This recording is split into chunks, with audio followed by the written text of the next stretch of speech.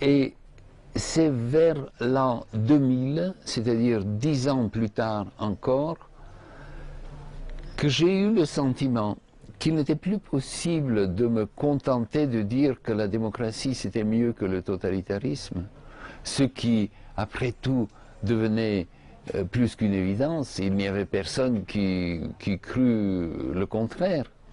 Donc j'enfonçais un peu une porte ouverte en continuant de démontrer la supériorité des régimes démocratiques par rapport aux régimes totalitaires. Et je me rendais compte de plus en plus que les gens parmi lesquels je vivais, en France ou dans d'autres pays où je me rendais, ne pouvaient pas se sentir heureux simplement parce qu'ils ne vivaient pas dans un pays totalitaire, puisque cette possibilité était exclue, elle n'existait pas. Et s'ils n'étaient pas heureux, c'était pour des raisons propres au régime dans lequel ils vivaient. Donc j'ai commencé à retourner un regard de plus en plus critique vers le monde même dans lequel je vivais. Un regard critique qui était bien sûr donc influencé d'abord par mon expérience ancienne et qui me faisait critiquer la société totalitaire, mais qui m'avait éduqué d'une certaine manière à juger le présent, la réalité environnante, par rapport à un idéal politique et moral, car la réalité n'est jamais à la hauteur de son projet, de son idéal. Elle est toujours une réalisation imparfaite, dans le meilleur des cas, de cet idéal.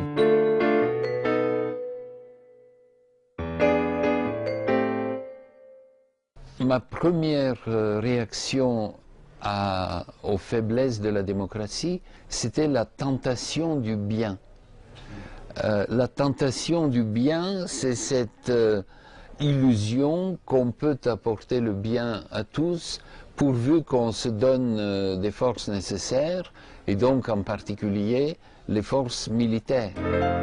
Le premier exemple en avait été le bombardement suite à l'indépendance, à la déclaration d'indépendance du Kosovo, où l'OTAN, c'est-à-dire un organisme militaire, a soudain déclaré la guerre à un pays souverain qui était la Yougoslavie, et c'était une situation assez paradoxale que de voir un organisme militaire déclarer la guerre. Parce que ni la France, ni la Grande-Bretagne, ni l'Allemagne, aucun pays n'a déclaré la guerre, ni les États-Unis, mais NATO.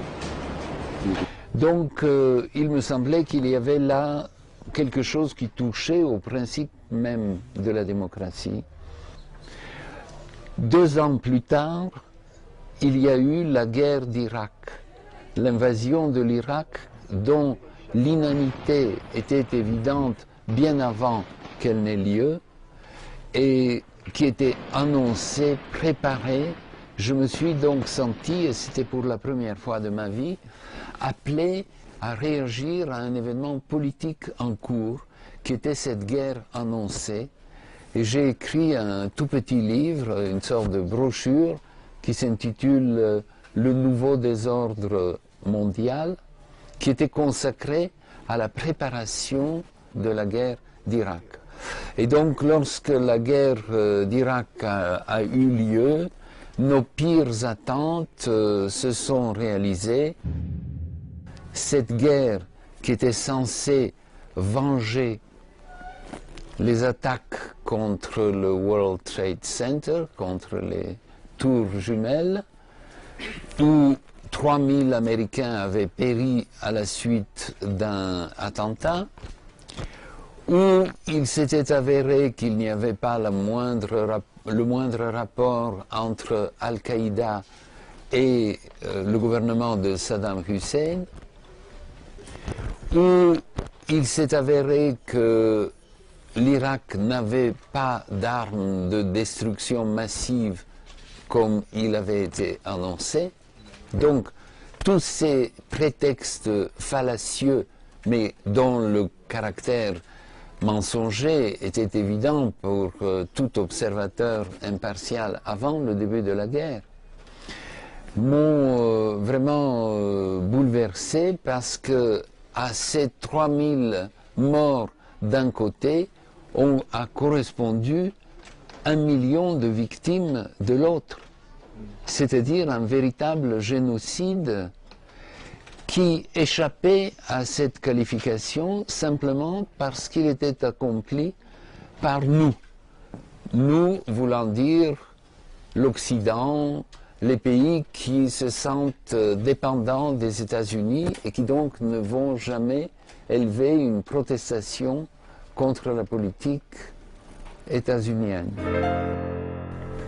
Mais pour ce livre dernier, j'ai cherché à élargir mon point de vue, car justement j'ai eu l'impression que de nos jours, la démocratie souffrait plus que tout le reste de ces perversions, de ces détournements d'elle-même, qu'elle n'était pas menacée par le terrorisme islamiste ou par les théocraties du Moyen-Orient ou par la Corée du Nord qui continue d'être un régime communiste un peu délirant, ou par Cuba, mais par cette propre hubris, par cette démesure dans ses convictions, dans sa certitude d'être l'incarnation du bien, qui se retournait contre elle.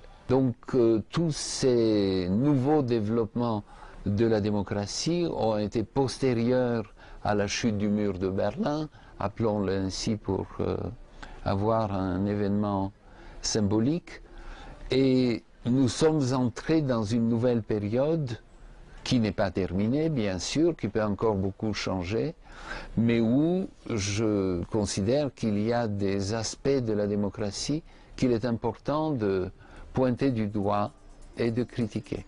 On peut vaincre les empires par la force des idées. Je pense qu'il y a tout à fait la possibilité de la fin de la démocratie, mais je pense que ça se produira sans changer de nom. Nous allons toujours parler de démocratie, mais il n'y aura plus de démocratie. Je me demande si on peut parler de démocratie dans un pays où il est possible d'acheter quasiment le vote de ceux qui vont vous élire. Vous savez qu'aux États-Unis, les deux candidats à la présidence ont des budgets qui se chiffrent à des millions de dollars.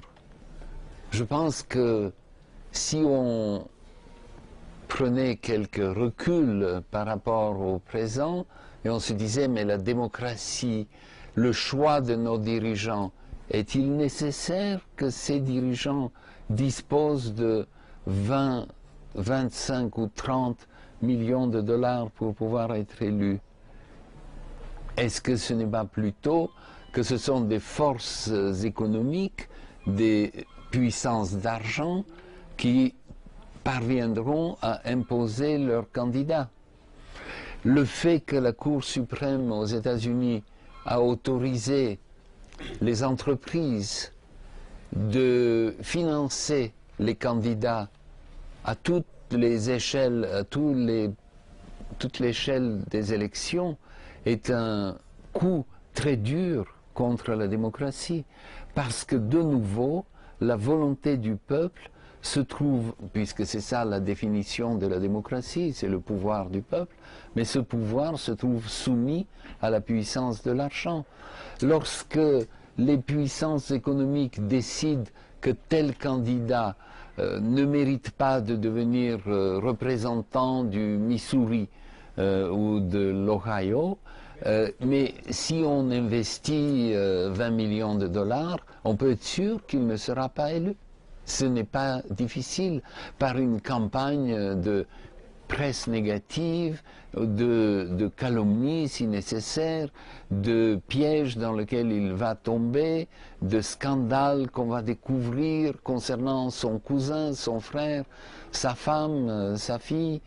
Bref, de nos jours, la démocratie est sérieusement menacée, disons, par la puissance de l'argent, par la puissance donc des oligarchies, c'est-à-dire de petits groupes de personnes qui disposent d'une telle force de frappe économique que le pouvoir politique devient un appendice du pouvoir économique.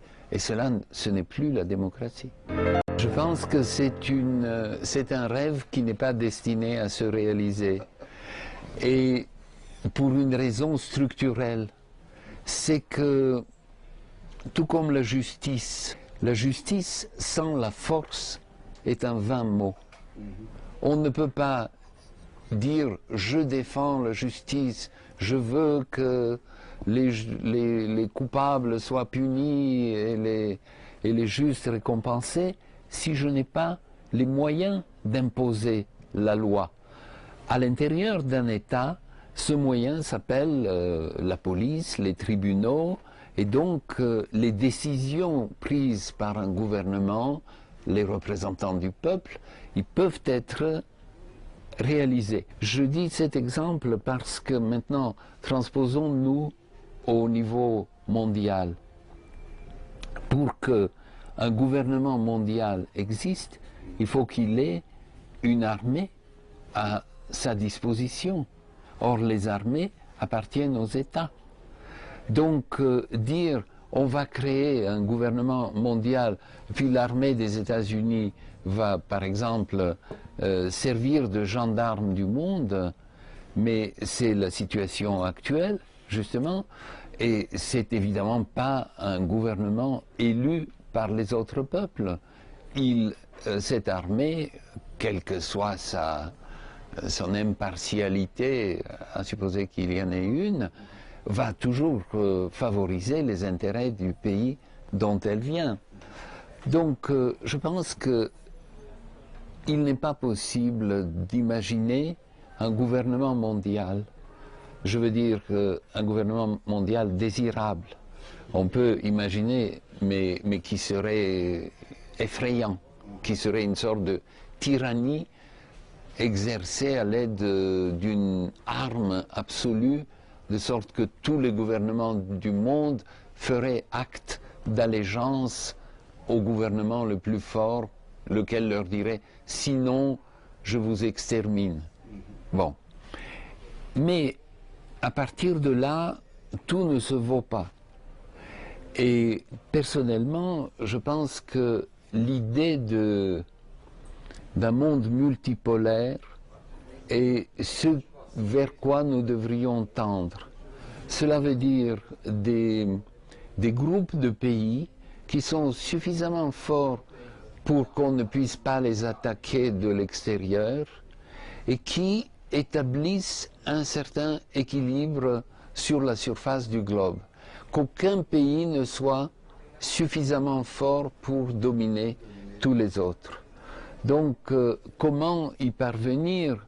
Eh bien, il me semble par une évolution intérieure, parce que, à mes yeux, les États-Unis dépensent beaucoup trop d'argent pour entretenir cette armée ultra puissante.